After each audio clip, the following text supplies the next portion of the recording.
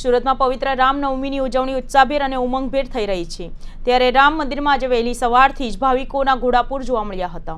ભાવિકો જય શ્રી રામના નારા સાથે મંદિરમાં ભગવાનના દર્શન કરી રહ્યા છે, જેથી મંદિરમાં પણ વિશેષ વ્યવસ્થા દર્શન માટે કરવામાં આવી હતી।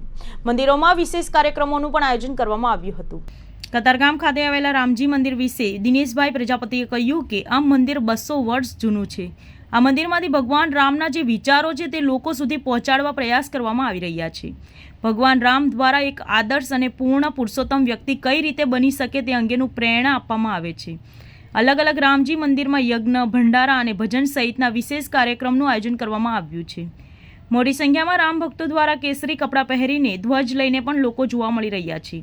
ભાઈચારાની સાથે પિતૃભક્તિ દર્શાવતા રામનવમીને લઈને મંદિરોમાં બપોરથી પણ વિશેષ આરતીના કાર્યક્રમ યોજવામાં આવ્યા છે। મારું નામ મનીષ શુક્લ।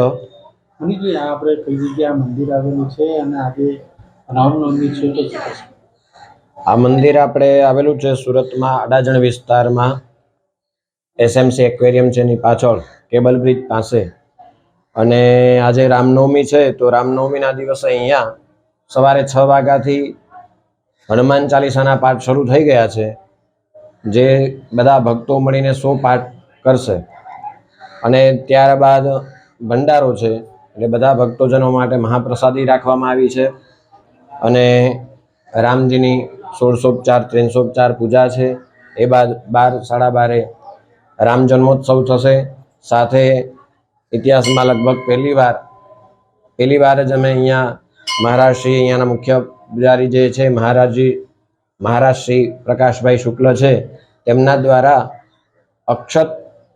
ચંદન અક્ષતની આરતીનું આયોજન કરવામાં આવ્યું છે, જે લગભગ પહેલી વાર જ આ કોઈ મંદિરમાં છે।